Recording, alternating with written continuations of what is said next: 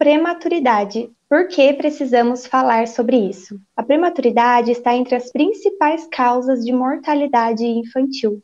O Brasil está entre os 10 primeiros países no ranking mundial da prematuridade. Por que nascimentos prematuros ocorrem com tanta frequência? O que a gente pode fazer para diminuir essa prevalência? É sobre isso que nós vamos falar no episódio de hoje.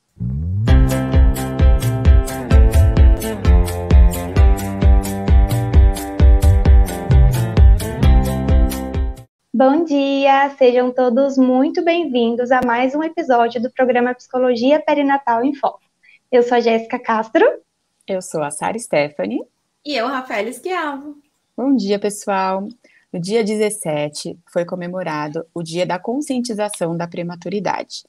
Tá? E por conta disso, hoje o nosso tema é sobre Novembro Roxo e nós vamos falar pela conscientização da prematuridade e vamos explicar um pouco desses temas para vocês. Então, se vocês conhecem alguém que quer saber mais sobre esse assunto, corre lá, chama para vir participar com a gente, que hoje vai estar muito importante nosso tema de hoje. Jéssica, qual a primeira pergunta que nós temos hoje? Ô, Rafa, começa explicando para a gente, então, o que é a prematuridade? O que caracteriza o parto prematuro? Certo, então vamos lá. Prematuridade é quando a idade gestacional, né, de nascimento aí da criança é inferior a 37 semanas, tá? Então, uma gestação tem 40 semanas completas. E então, se a gente for ver ao pé da letra, dá 10 meses, né? 40 semanas dá exatamente, né? Então, o bebê ele passa pelos 9 meses certinho e nasce. E quando uma criança, então, nasce com menos de 37 semanas, com 36, 35, 34, é considerado um bebê que nasceu antes do tempo, antes de completar 9 meses, tá? Então, aí a gente vai chamar essa criança de bebê prematuro. Então, a prematuridade, ela ocorre quando o bebê nasce antes de completar 37 semanas. E vão existir alguns níveis, vamos dizer assim, de prematuridade, tá? Quando, por exemplo, o bebê ele nasce de 32 a 37 semanas, mais ou menos, a gente vai chamar de prematuro, né? Então, de 32 a 37 semanas é a prematuridade moderada, é aquela que a criança vai apresentar algumas necessidades especiais aí, né? Às vezes ficar numa incubadora, alguma coisa assim, mas os prejuízos para o desenvolvimento não são tão cerceados de cuidados. É claro que a criança vai precisar de estimulação precoce, uma série de coisas, mas não que traga grandes riscos aí para essa criança que nasceu entre 37 e 32 semanas de forma prematura.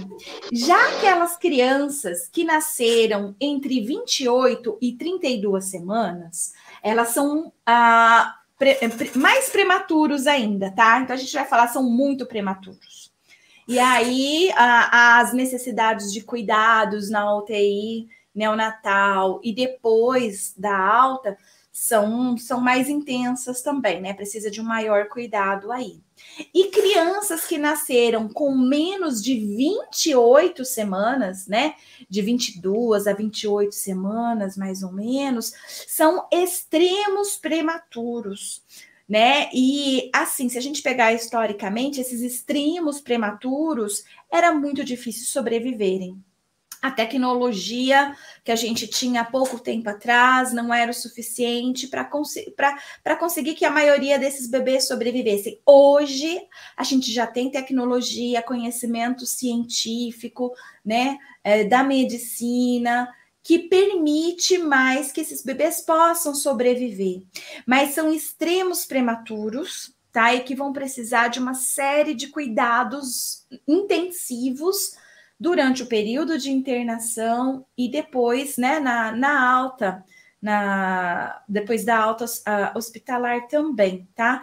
Então, nós temos aí né, com menos de 28 semanas, os chamados extremos prematuros, de 28 a 32 semanas, os muito prematuros, e de 32 a 37 semanas, os prematuros, então, de nível moderado, com um menor risco aí, tá certo?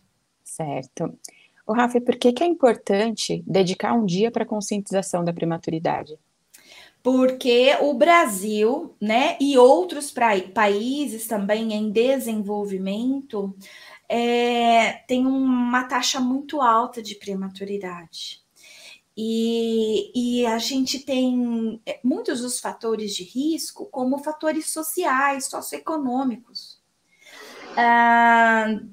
e culturais, né? Portanto, então, assim, se a gente tem essa data de conscientização, é um momento que a gente pode promover debates como esse, né? Conversas como essa, que vão levar informações para profissionais da saúde, para a população em geral, que são formas de prevenção, né? Da prematuridade. A prematuridade ela pode ser prevenida. Tá? Não é algo que não é prevenido. Tem casos que, né, vai ser difícil ter uma forma de prevenção por conta que a criança nasceu com alguma anomalia, por exemplo, né? E essa deficiência genética congênita realmente pode levar para uma prematuridade. Mas existem casos que é uma questão social e que pode haver essa intervenção social para evitar a prematuridade. O Brasil, ele é um dos países que mais tem nascimentos prematuros, a gente só perde para o continente africano, né? Continente africano de extrema pobreza, ali a gente tem muito, né? Os países africanos ali, muito nascimento prematuro. Mas o Brasil também, por não ser ainda um país desenvolvido, mas um país em desenvolvimento, ainda nasce muitas crianças prematuras aqui. E a gente percebe que não é a mesma realidade para países de primeiro mundo, desenvolvidos, com investimento econômico, educacional, em saúde, e a taxa nesses países, então, é bem menor, bem inferior de nascimentos prematuros. Ou seja, a gente precisa dessa data de conscientização para realmente conscientizar que é algo que pode ser prevenido, tá certo? Com ações específicas de nossos governantes, de nossos profissionais da saúde, da sociedade, e a gente pode diminuir, então, essas altas taxas que nós temos aqui com prevenção, com conscientização. Rafa, e qual que é o índice de prematuridade aqui no nosso país? Tem dados sobre isso? Tem dados, sim, mas fica em torno de 11% dos nascidos vivos no Brasil, que é uma taxa alta, 11%, tá? Então, a gente vai ter pesquisas por região do país. Então, assim, esse 11% não é assim. No Nordeste vai ser 11%, no Sul vai ser 11%, sabe? Gira em torno de 11% no Brasil. Então, a gente vai ter taxas nas regiões mais pobres do Brasil, uma prevalência maior, tá? Em regiões mais tecnológicas, por exemplo, uma prevalência menor, tá? Mas gira em torno, então, de 11% dos nascimentos no Brasil, nascimento de prematuros. E quais são os fatores de risco para o nascimento prematuro e baixo peso? São vários, não vai dar para a gente dizer todos aqui, mas eu vou falar de alguns, tá certo? Dos fatores de riscos para um nascimento prematuro. Então, por exemplo, a pouca idade materna é um fator de risco. Então, mães adolescentes tendem, né, quando comparadas a mães adultas, terem partos prematuros. Tá? E aí, por quê? É porque ela tem pouca idade? É porque ela tem 15 anos? Não, é por conta de todo o estresse, ansiedade, que a gente já discutiu num outro programa que a gente fez aqui sobre adolescência, né? Então, a adolescente, ela se sente mais estressada, por isso ela libera mais cortisol na sua corrente sanguínea, porque ela tem que lidar com a escola, com os sonhos, com o término do namoro, se o parceiro vai assumir ou não, revelação para os pais, a discriminação que ela sofre na escola, nos serviços públicos de saúde, etc. Então, tudo isso eleva o cortisol dela, fazendo com que ela tenha maior probabilidade, menor número de consultas pré-natal. Então, a soma de tudo isso aumenta a probabilidade de um nascimento prematuro. Lembrando que tudo isso é um contexto social. A pouca idade por si só, de forma genética, não é o que faz o bebê de adolescentes nascerem prematuros, mas toda essa condição social que ajuda, né, nessa prematuridade. Então, a pouca idade materna é um dos fatores. A idade avançada também. Então, a gente considera a gravidez de risco mulheres que engravidam acima dos 35 anos de idade, por exemplo, principalmente quando é a primeira gestação, tá? Então, a gente já chama de gravidez de risco e gravidez tardia, quando a mulher engravida pela primeira vez acima dos 35 anos de idade. Também existe um maior risco aí nessa gravidez tardia, tá? De haver um nascimento prematuro. Mulheres que fazem uso de drogas, tá? Álcool e outras drogas ilícitas aí, tabaco, aumentam as chances de prematuridade. A pobreza, né? Então, assim, a gente sabe que existe um número maior de nascimentos prematuros na classe mais pobre, nas mulheres com baixa renda e baixa escolaridade. Quando você pega mulheres de mesma idade e compara aquelas que têm boa escolaridade, boa renda, com aquelas que têm baixa renda e baixa escolaridade, vai existir um número de prematuridade maior nas de baixa renda e baixa escolaridade, tá? Então, o fator social, cultural, influenciando diretamente aí na prematuridade. Mulheres que vão apresentar alterações emocionais significativas, como ansiedade, estresse e depressão durante a gestação, aumentam as chances de apresentar também, né? Apresentar não, oh meu Deus do céu, aumentam as chances de ter um parto prematuro. O pouco número de consultas pré-natal, então aquela mulher que de repente descobriu que está grávida só com 6, 7 meses de gestação e ela vai começar a fazer o seu pré-natal só aí, né, por volta de 6, 7 meses. Então ela vai ter mais chances aí de ter um parto prematuro, tá? Vão existir outras, como a mulher ter tido parto prematuro numa gestação anterior, ter passado por aborto anterior, sofrer violência doméstica, tá? Então, são fatores de risco, como apresentar uma doença, uma pré-eclâmpsia, pressão alta durante a gestação, vai ser também um fator de risco, tá? Então, existem outros fatores aí, vários, aí a gente tem que ir muito mais a fundo.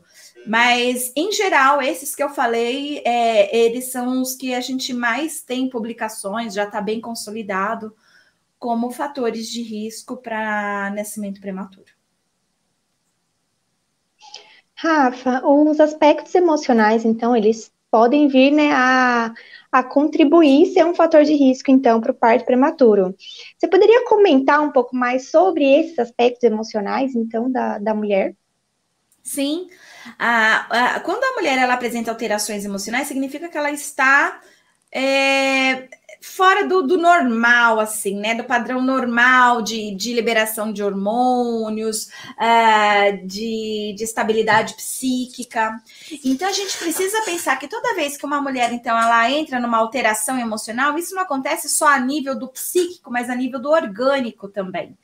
Então, quando a gente fala que alguém está com alta ansiedade, estresse ou depressão, isso não é só da ordem psíquica, mas é da ordem do orgânico. Essa mulher, ela já está tendo picos de modificações hormonais, né, que são normais durante o período da gestação, né, como prolactina, estrógenos.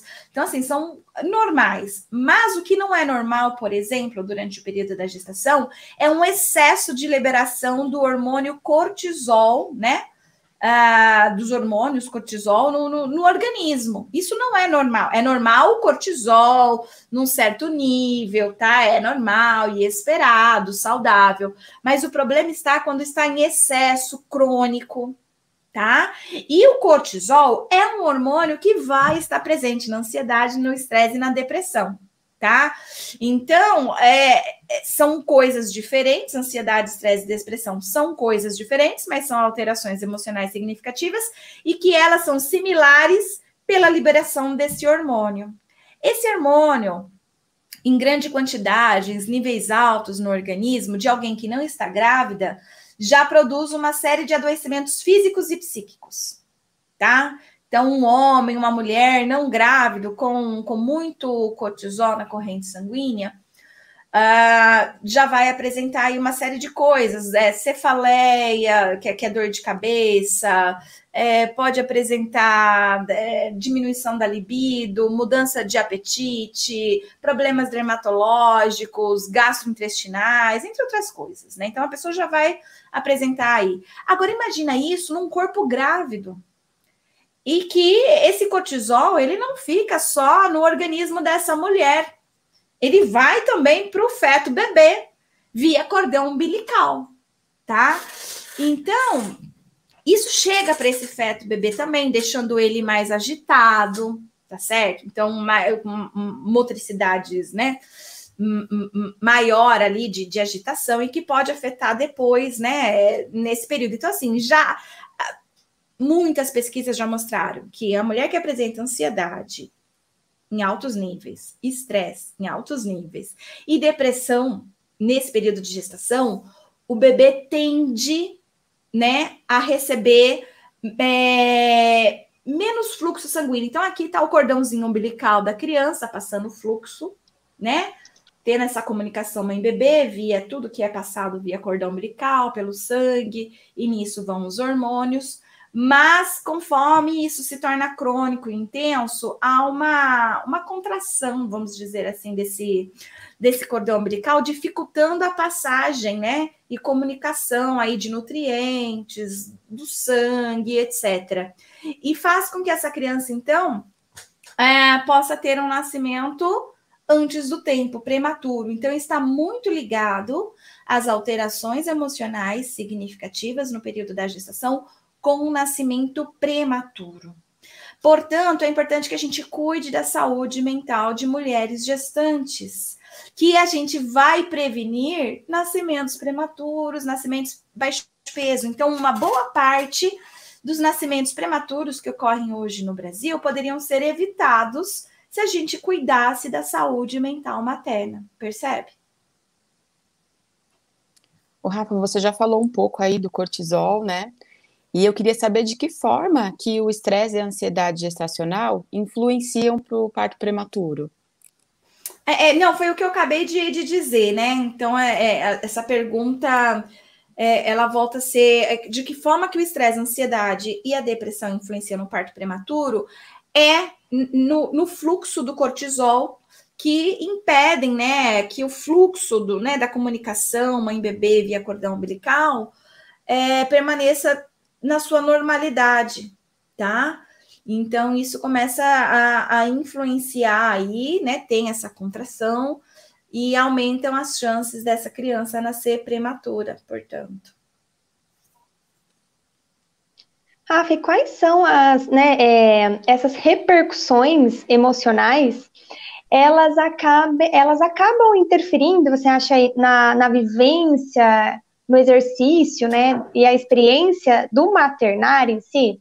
Como que essas repercussões emocionais, dessas alterações, elas podem, então, impactar, né, nessa relação mãe-bebê, inclusive? Você diz alterações emocionais da mãe do bebê prematuro? Ou... Exato. No contexto que o bebê da nasceu, prematuridade. então. Isso. Tá, então depois que o bebê nasceu. No exercício, sabe, do maternar, depois que esse bebê nasce prematuro? Certo. Então, o bebê que nasce prematuro, gente, ele vai ter que ficar durante um tempo aí no hospital, dependendo, né, do tempo que ele nasceu. Como eu disse para vocês, existe aquele prematuro de 32 a 37 semanas, que ele não vai ficar um período excessivo de tempo, né, internado no hospital. É claro que ele vai ficar em observação, mas logo ele vai para casa.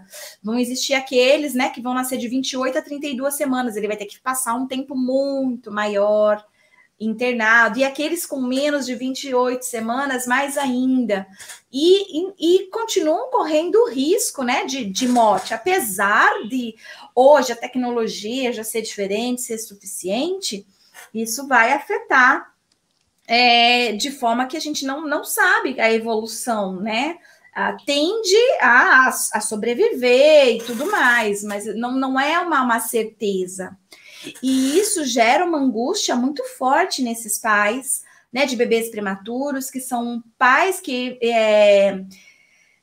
tinham a imagem, né, a ideia de que estavam grávidos, iam ter o bebê, né, normal, não um bebê prematuro, e que iriam para casa e poderiam amamentar a criança, curtir aquele bebê. E a prematuridade, nesse caso, rompe com essa maternidade, essa paternidade idealizada. E eles vão ter que se haver com essa maternidade, essa paternidade real, que é uma maternidade, paternidade, que você vai ter que viver aqueles dias dentro do hospital. E você não vai poder exercer a maternidade e a paternidade que você queria com seu bebê. Tem bebês que não vão poder tomar banho durante muito tempo, vai levar semanas, às vezes alguns meses, para ele poder tomar o primeiro banho, né? São crianças que vão estar entubadas, cheias, né, de aparelhos, vão ser crianças pequeniníssimas que vão caber na palma da mão, então elas são extremamente baixo peso. Então, assim, são imagens muito difíceis para alguns pais, né?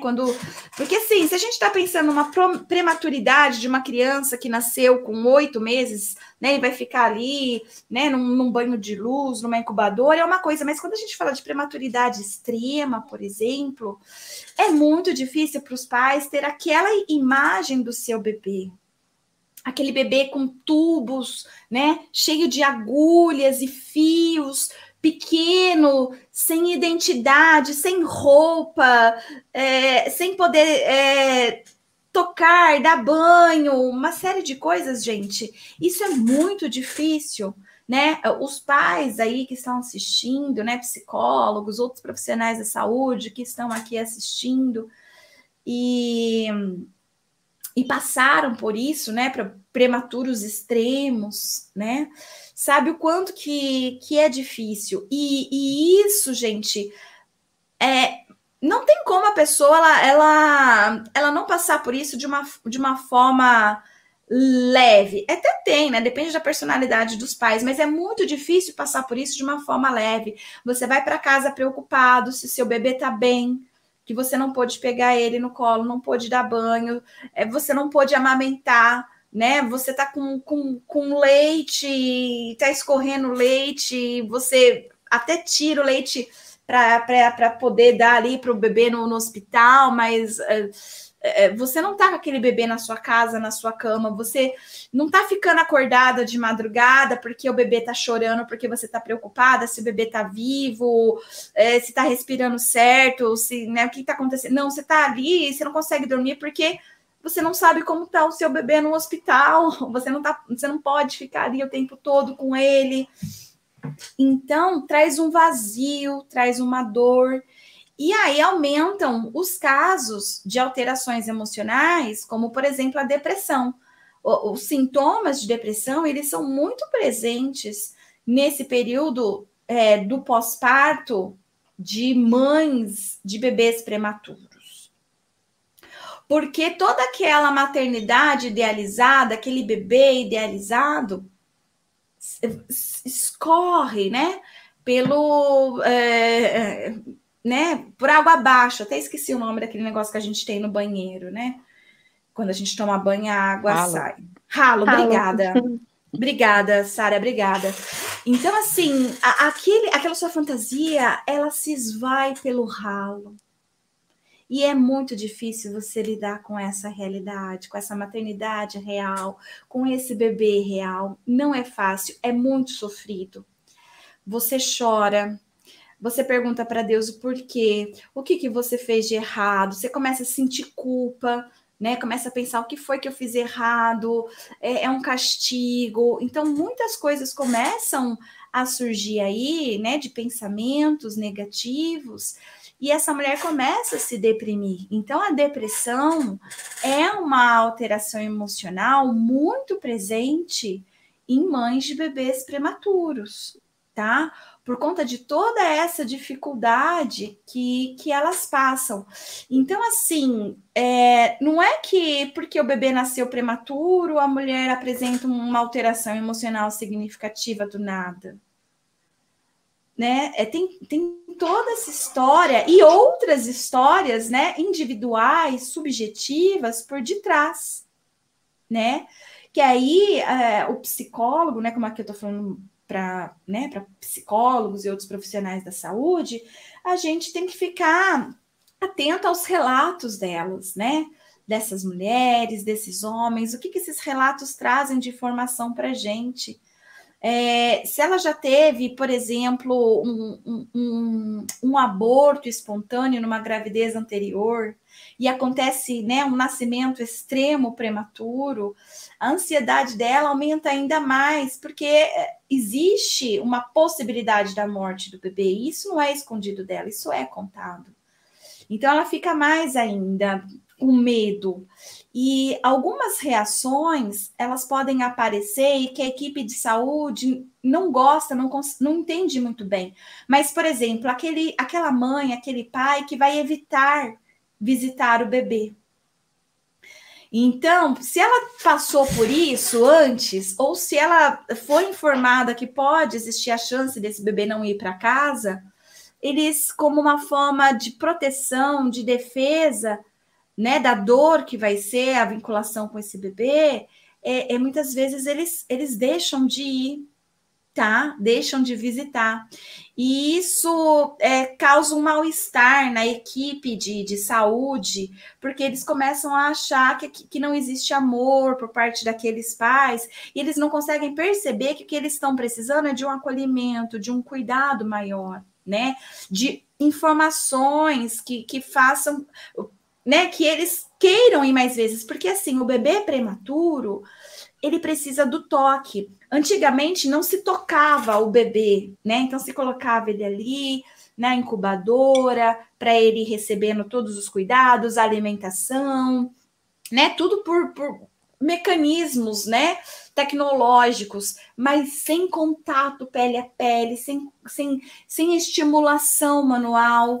E as pesquisas mais recentes já mostraram que o toque é extremamente importante para o bebê, tá? O toque é extremamente importante para o bebê. Então, e o toque do pai e da mãe mais ainda. Então, por mais que os pais não possam pegar aquele bebê, mas só deles enfiarem aquela mãozinha, a mãozinha ali por onde pode, na incubadora, e tocar, e conversar, isso faz todo sentido, tanto para a saúde do bebê, saúde mental do bebê, dele poder saber que ele é um sujeito, né? Porque a gente vai se constituindo sujeito nas nossas relações sociais, né?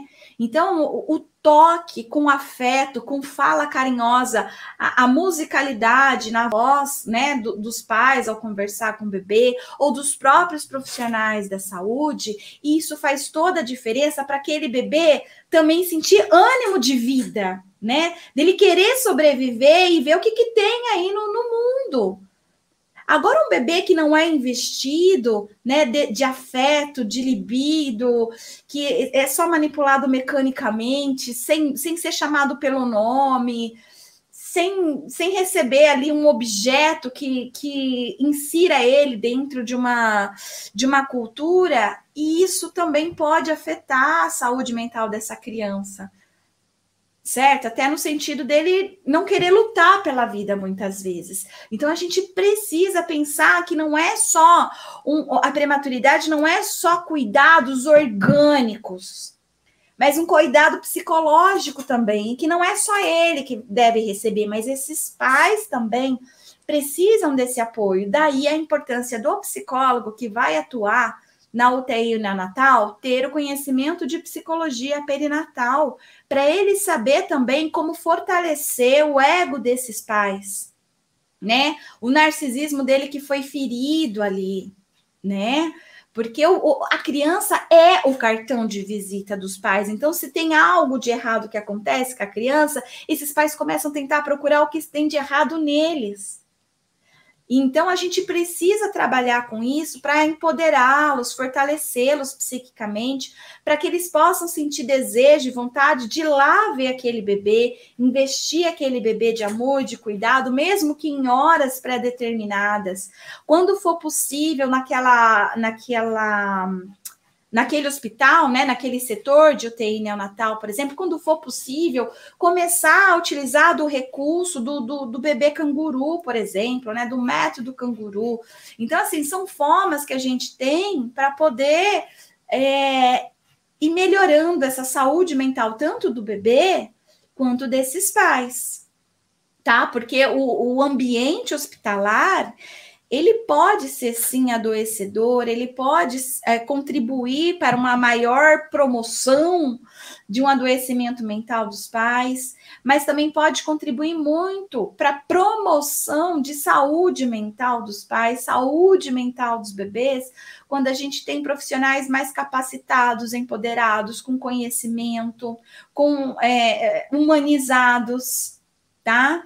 Com conhecimentos científicos, tecnológicos, isso tudo permite que um menor estrago psíquico aí venha acontecer.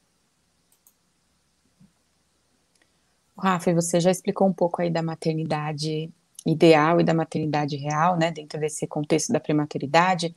E eu queria que você explicasse um pouco para a gente sobre a importância do trabalho do luto simbólico do bebê ideal e do bebê real. Certo, então é muito importante esse luto simbólico, porque o bebê não morreu, o bebê tá vivo, por isso simbólico.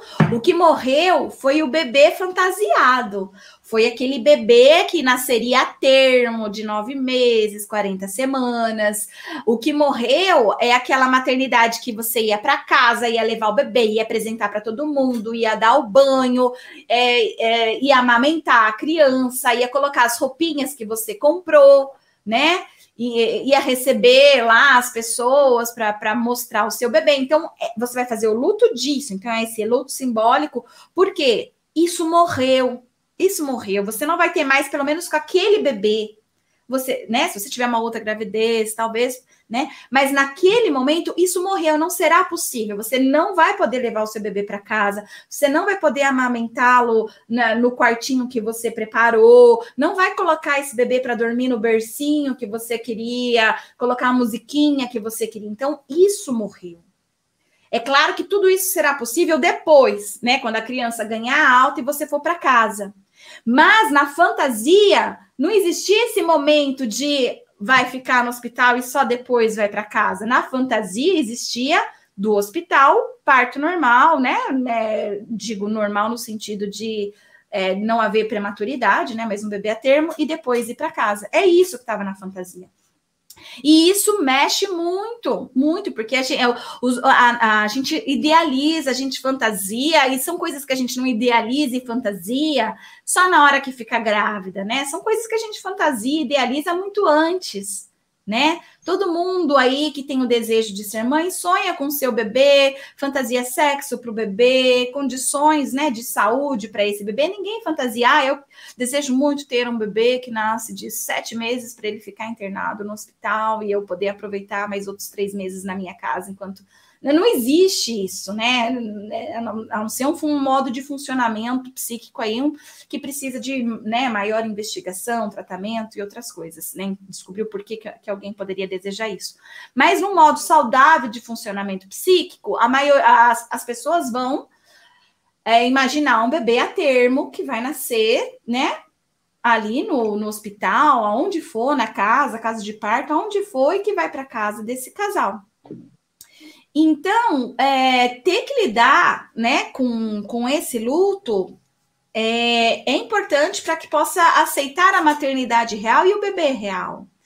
Então, é um processo de luto de verdade, que você vai ficar triste, você vai ficar com raiva, você vai negar aquela situação, até que você vai deprimir e aceitar, né? Então, quando você chega na aceitação, né? Tudo se torna mais fácil. Aí se torna mais fácil para você, se torna mais fácil para os bebês.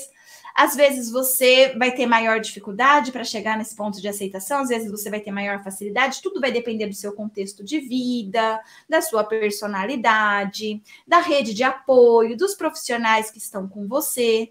Então, você que é profissional, tente ser o melhor profissional que você puder para esse pai e para essa mãe. E lembre-se que eles estão vivendo um momento de luto, sim.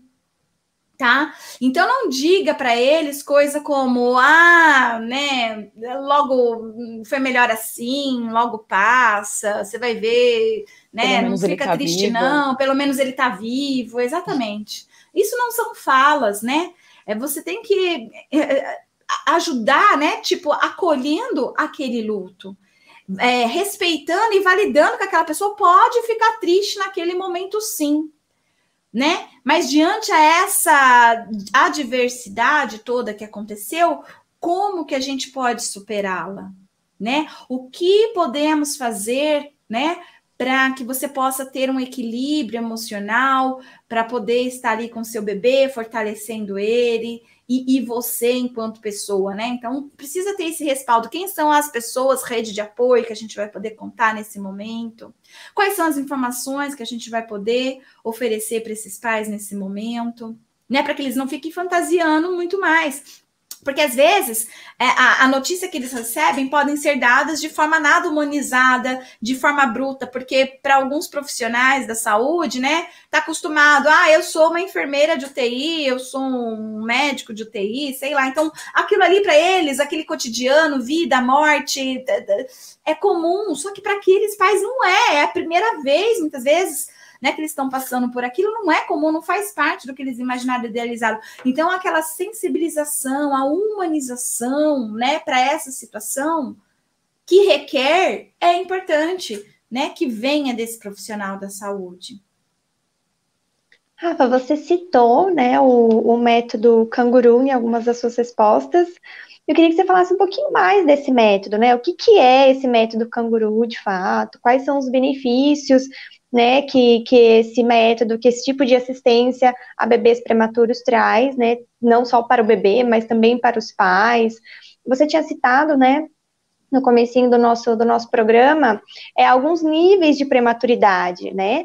E esse método, ele pode ser aplicado em todos esses níveis ou não? Enfim, como é que funciona isso? Certo. Bom, o método canguru é um método em que você vai deixar pais, bebê, pele a pele. Então, existe a posição que você vai colocar o bebê, então, pele a pele, sem roupa, né? E isso vai diminuir o tempo da criança, inclusive, na incubadora, né? Na UTI. O bebê ele vai ser estimulado a ser amamentado, né, no seio da sua mãe, por exemplo. Então, ela vai diminuir as chances, né, de não haver um aleitamento materno depois, quando esse bebê ganhar alta e for para casa. Aumentam as chances de ter esse prolongamento, tá? Não são todos os hospitais que fazem uso desse método. O Ministério da Saúde recomenda e tem uma cartilha de técnicas para isso. Tá? Não é o psicólogo, portanto, que é quem vai decidir sobre tempo, como vai ser ou não. Não somos nós. A gente sabe que existe essa técnica, a gente sabe que isso traz benefícios psicológicos para a vinculação, diminui as chances de depressão na mãe, porque ela vai estar com esse contato com o bebê. Esse bebê diminui as chances também dele apresentar aí sequelas, né, de saúde mental, porque ele também vai estar sendo investido de carinho, de afeto por esses pais, vai estar recebendo o leite materno, entre outras coisas. Então, assim, com certeza vai existir uma idade que pode, uma idade que não é recomendado. Quem vai fazer isso não é o psicólogo, portanto, eu sou psicóloga, não vou falar aqui sobre isso, tá? Quem quiser, quem trabalha aí numa enfermaria neonatal, né, deve saber sobre isso, e é esse profissional que vai saber sobre isso, que vai analisar, que vai fazer a investigação caso a caso, cada um, né, cada profissional no seu galho, não é o galho do psicólogo, né, decidir sobre isso. Então, a gente tem esse manual de técnicas do Ministério da Saúde, que você pode ler lá, caso você tenha queira, né, saber um pouco mais, mas é um método não utilizado em todas as unidades, falam que falta recurso, e na realidade falta mesmo humanização, né? Geralmente em hospitais amigos da criança a gente tem essa técnica, né, sendo utilizada. Pesquisas mostram que esse contato pele a pele, por algumas horas, né, ao longo dos dias que a criança tá internada ali, precisa de uma enfermeira para ajudar a colocar na posição correta, né, que é a posição canguru correta. Então, assim, e vão tendo os níveis, né, até chegar na alta. Então, assim, quando você coloca essa díade, né, e o pai também incluído nessa tríade, né, mãe, pai, bebê, nesse contato, a gente diminui muito adoecimento mental, diminui o período de internação dessa criança, aumenta, né, a velocidade do ganho de peso da criança, porque a criança ela vai ir para casa, né, quando ela vai ter aí por volta de seus 2,5 kg, né, porque antes disso ela é considerada baixo peso. A prematuridade e baixo peso estão muito ligados um no outro, porque quanto antes nasce a criança, não deu tempo ainda dela atingir o peso que ela deveria atingir, que é 2,5 kg no mínimo, né, para o nascimento a termo. Então, assim, quando a criança atinge o peso, né, que realmente ela deve ter, que é recomendada, aí ela tem a alta, mesmo que essa alta ocorra antes de completar 40 semanas, né, digamos assim, né, pode acontecer às vezes com 37 semanas, 38 semanas, sei lá, às vezes até menos, mas a criança adquirindo esse peso, por conta desse método canguru, é mais fácil, porque não é uma questão só biológica, mas é uma questão psicológica também, né?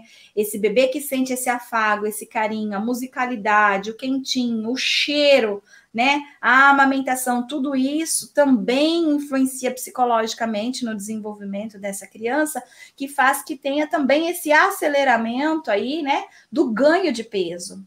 E aí, mais rapidamente, ela consegue ter a alta do hospital e ir para casa com seus pais. O Rafa, Florescendo Mãe, tá tá pedindo aqui no Instagram se você pode falar um pouco do pai nesse cenário também da prematuridade.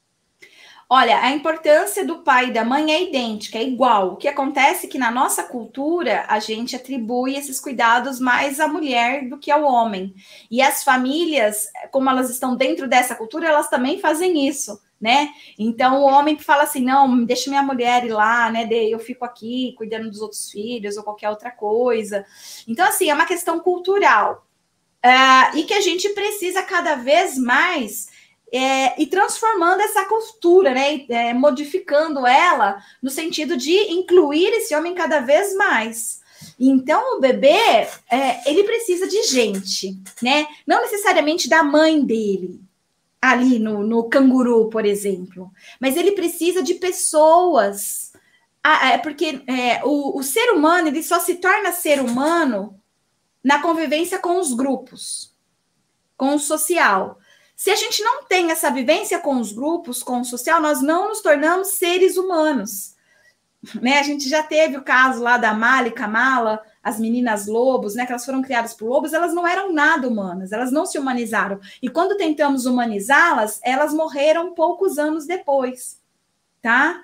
Então, elas sabiam agir, pensar e sentir como lobos, né? Então, a gente nasce com esse aparato genético hereditário de pensar, sentir e agir, mas de acordo com a cultura que a gente está envolvida. Então, elas sabiam fazer isso de acordo com os lobos, não de acordo com os seres humanos. Então, o bebê, não que ele precise da mãe, ele vai ter isso se ele tiver com o pai também. Então, a mãe tá lá muito doente, a mãe morreu durante o parto, aconteceu alguma coisa. Então, a gente coloca esse homem canguru, esse pai canguru, por exemplo, que a gente está falando, né? A visita desse homem, né? Então, não, essa criança foi colocada para adoção, nasceu prematura e foi colocada. Então, ele não precisa necessariamente do pai e da mãe. Os seres humanos não precisam necessariamente do pai e da mãe biológico. Não precisamos. Precisamos de outros seres humanos cuidadores. É o que nós precisamos. De afeto, investimento psíquico, cuidado, zelo, amor, tá? De outros seres humanos. Então, se a equipe técnica ali de enfermagem, de medicina, etc., cumpre com esse papel de sociabilização daquele bebezinho, né? Investindo nele, né? Isso ajuda muito na saúde daquela criança. O fato é, então, que o que a gente precisa, na hora de inserir esse homem, é a gente poder, desde criança, permitir que os meninos brinquem de boneca, brinquem de casinha, falem de sua paternidade, que os adolescentes possam falar da sua saúde reprodutiva, possam falar da sua parentalidade, paternidade, das suas fantasias enquanto pai, quantos filhos quer ter, né? Como que vai cuidar dos seus bebês? Isso é papo de homem e precisa cada vez mais ser, né? Então, hoje existem raríssimos, mas existem grupos de pais, né? E que são pais grávidos, por exemplo, né? E que ali é homem falando para homem. Olha, como que cuida do bebê, como que faz a mamadeira, como que troca roupa, como que dá banho. E cada vez mais tem homens interessados em estar nesse espaço, querendo realmente participar ativamente. Mas isso é uma mudança que não vai acontecer da noite para o dia, mas a gente precisa já iniciar. E já iniciamos, não é uma coisa que futura, já iniciou, a partida já foi dada.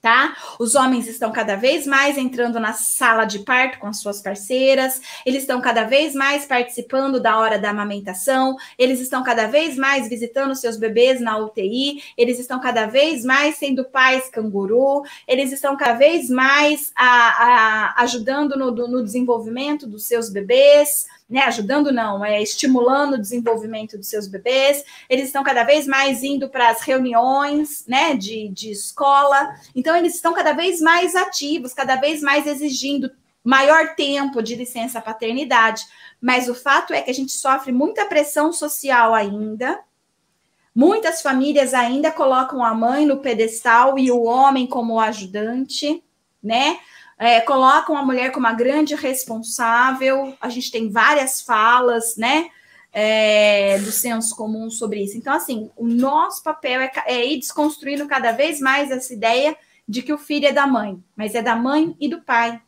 E poder dar cada vez mais essa possibilidade do homem entrar. Infelizmente, tem lugares que o parto, eles falam assim, não, só pode entrar mulher, o homem não pode entrar aqui no parto, não pode ser acompanhante. Isso é uma realidade. Quer dizer, não é algo que a gente vai falar assim, homens, né, façam, é uma mudança cultural mesmo. Sim, existe extremamente a importância desse homem estar ali, mas o que eu quis dizer aqui é que a importância dele é tão quanto da mulher. Não existe maior importância da mulher, menor importância do homem, ou maior importância menor da mulher.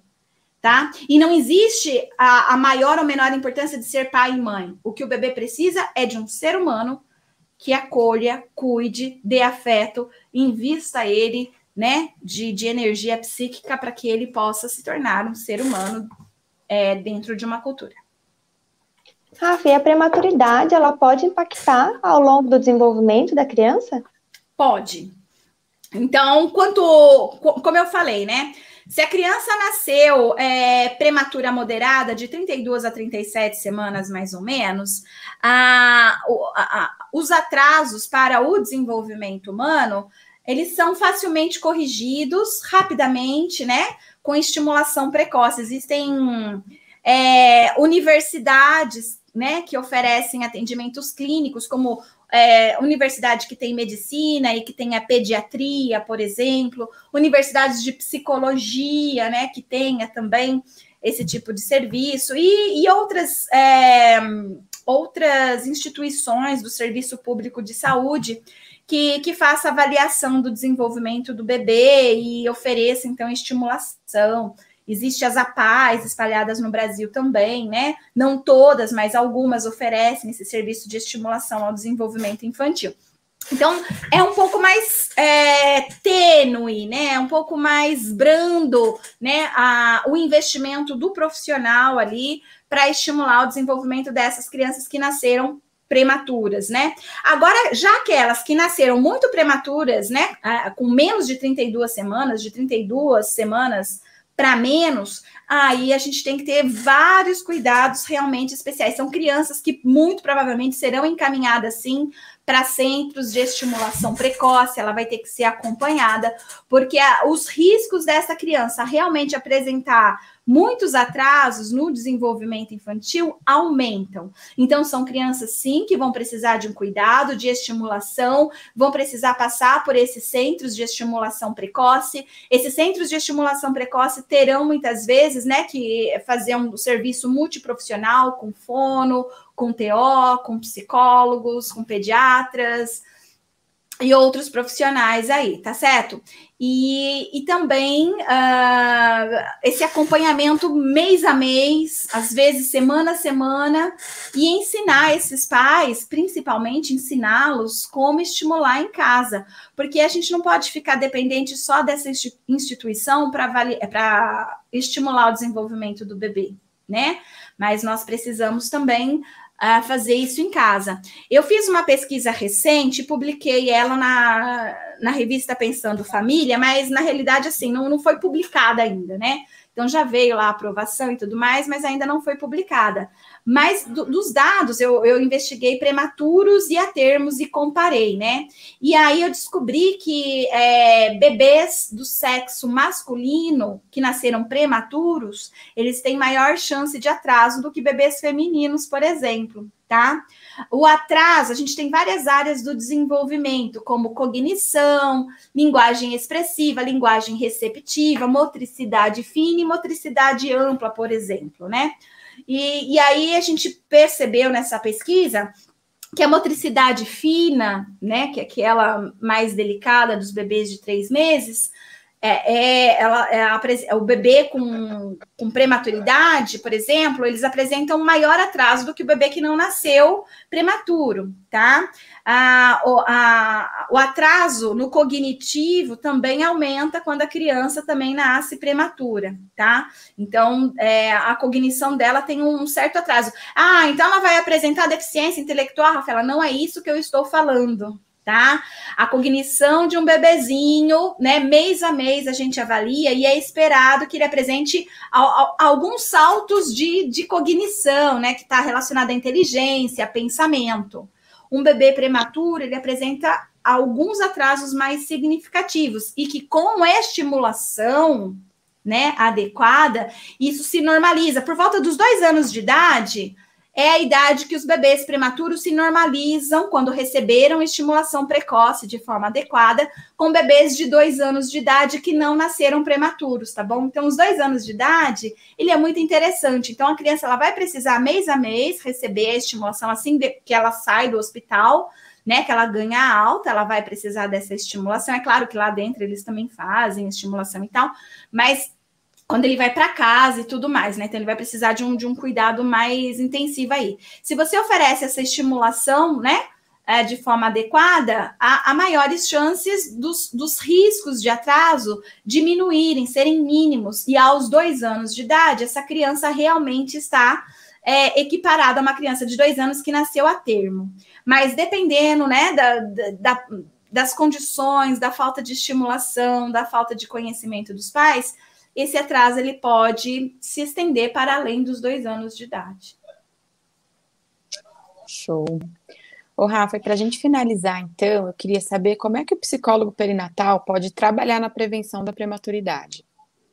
Bom, o psicólogo perinatal, ele pode fazer o pré-natal psicológico, por exemplo, que é uma técnica que nós temos, né, de atenção psicológica à perinatalidade, e identificando gestantes, por exemplo, que têm alguma alteração emocional e fazer um trabalho focal, específico, individual com essas mulheres, por exemplo, que têm alterações emocionais. Por quê? a gente já sabe que essas mulheres têm maiores chances, então, de ter um bebê com nascimento prematuro, nascimento baixo peso, já que ela pode estar com estresse, ansiedade ou depressão durante esse período, né, gestacional. Então, a gente já consegue identificar por aí. Levando informações sobre a importância de fazer um pré-natal, né, promovendo discussões para mães adolescentes, né, grávidas adolescentes, ou prevenção, né, de uma gravidez na adolescência, que é a nossa atuação, por exemplo, nas escolas, nossa atuação em unidades básicas de saúde, por exemplo, né? Então, assim, a nossa atuação de prevenção, já no período da gestação, ela vai surtir um efeito benéfico para evitar que aconteça um nascimento prematuro. Mas não só direto, a gente pode conversar com toda a população também, mostrando a importância da gente incluir o homem, né? Em vários aspectos, a importância da gente poder falar sobre desenvolvimento infantil, o que é importante estimular em cada idade. Informações em geral para toda a sociedade pode fazer a diferença.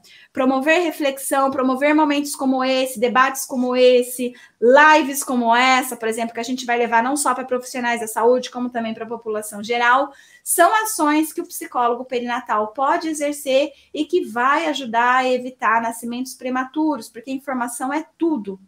E como eu disse, os nascimentos prematuros, eles estão ligados à desinformação.